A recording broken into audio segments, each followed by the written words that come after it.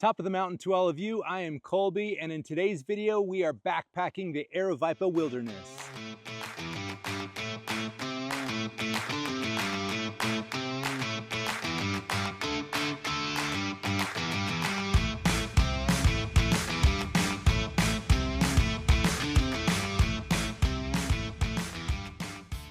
This is the second time I've taken my family backpacking in the Aravaipa wilderness in Aravaipa Canyon. There are two ways to hike and backpack Aravaipa wilderness. There's the west entrance as well as the east entrance. Most people choose the west entrance because the drive is much shorter and easier to make. The east entrance, however, it's almost 4 hours from my house, and it requires long dirt roads, and at the end you will have to drive through many creek crossings, and you need a high clearance vehicle to get to the east entrance trailhead. So why do we choose the east entrance over the west entrance? Because we would rather do a hard drive and have an easier hike into the most beautiful part of the canyon. The hike itself is only about 2.5 miles to get to the area that we like to camp at. So since I'm with my family, I'm not making a long video of Aravaipa Canyon today, but I did want to make a short video and show you this beautiful slice of heaven in Arizona.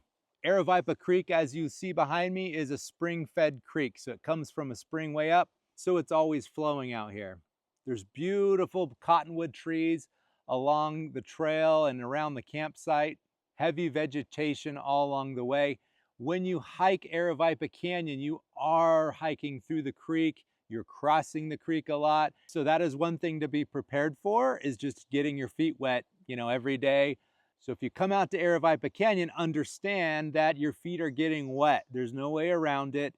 But the nice thing is it's a gravel bed, so you're not slipping and sliding through the creek. It is nice and gravelly, but that gravel does get into your shoes.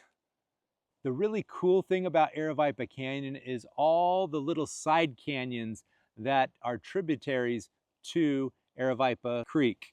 And this is our second year coming out here, and each year we've checked out new side canyons, and every side canyon is just incredibly amazing.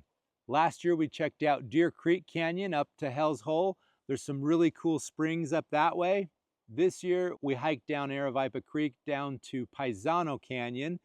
Haven't heard anything about it, just saw it on my map, and we headed up there, and it felt like we were in Hawaii when we got up in there.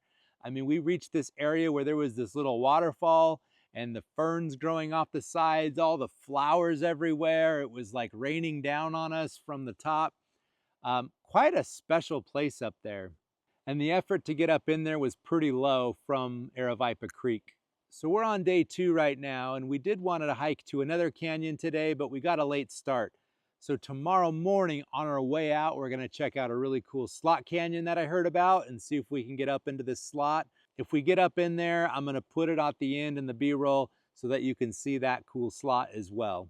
Now, when I use the word pristine when I'm explaining a canyon or an area, it's got to feel like it's been somewhat untouched, like you're going back in time and you're discovering a canyon for the first time. Because here, there are wild turkeys that roam the areas and gobble at you. There are deer running all around, and they're not super scared of you. They almost like don't know what you are, but they're not running from you. They kind of hang out. They'll come near your campsite, but won't come in the campsite.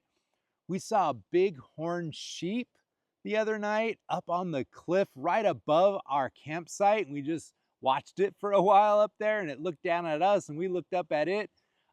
Just amazing. This trip, when we hiked down to Paisano Canyon, we saw a big rattlesnake. It was right on the trail, and it was within a foot of my buddy who was right in front of me and didn't see it. The thing was so camouflaged, laying in the leaves right off the trail, and it scared us all half to death, of course.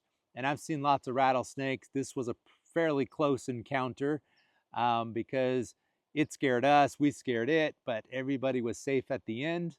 There are caterpillars all over that the kids like to play with. There are fish in the creek. I'm not sure what kind. I'm guessing some kind of chub or something. They're not trout or anything like that. The birds out here are amazing. I love birds. You've probably heard me talk about birds in past videos, but there are some amazing birds that fly around the area. We're going no fly while we're out here. The skies are clear. It's actually great weather. It's warm during the day so we can swim in the creek. And then it really cooled down last night. It got to 42 degrees, and today was 93 degrees. So that's more than a 50-degree variation, from one end to the other, which is nice because I hate when it's hot and then you get in your sleeping bag and it's still hot. It cooled down really nice at night. We're in April right now.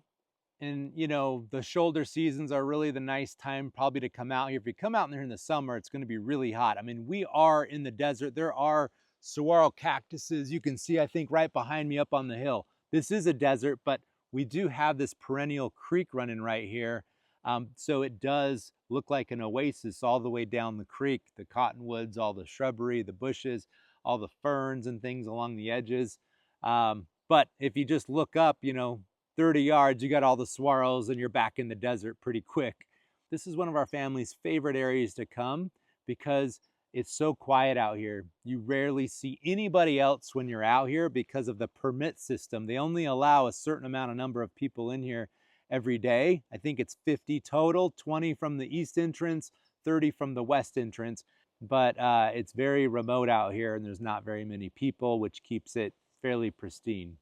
But if you're like me and like to explore side canyons and check out new stuff, I mean, this is a haven for that. You can only have up to 3 days out here, so you can't get more than 3 days in a row on your permit. But 3 days is enough to have some fun out here and explore, and then just leave you enough to want to come back again. I want to show you just really quickly our campsite. The campsite that we stay in is a big campsite right by Deer Creek. This year we brought the 3-person tent and a 2-person tent because there's 5 of us, and this is the first year that me and my wife slept in the 2-person tent and we put our 3 boys in the 3-person tent. Usually one of us stays in one and the other one stays in the other. This has been our first time we've actually split up and let the boys just stay in their own tent, and they really liked it. They had a great time. They did great. They didn't really wake up or need us or anything like that. So we feel like we're hitting some milestones at this point. So I need to get back over to camp and get everybody's dinners going because I know everybody's probably getting hungry. So I hope you guys enjoyed this video. Tomorrow we should be hitting that slot canyon. If we did, I'll show it in the ending here so that you guys can see a little bit of that as well. But make sure you subscribe and click that like button. And if you're like us and get out here, we hope to see you guys on the trail. And let me show you one thing. I've got a group of deer hanging out right by me as I've been talking. I'm going to show you guys what I'm talking about when I say pristine and what this place is all about. They just snuck up on me and I can hear them crashing trees behind me, but check this out.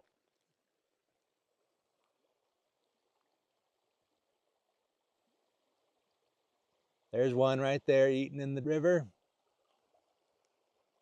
We got some right through the bushes there that you can see. I mean, this is what it's like out here. Incredible. Our camp is just upstream on the left up there. And this is Deer Creek right here. Super dry this year.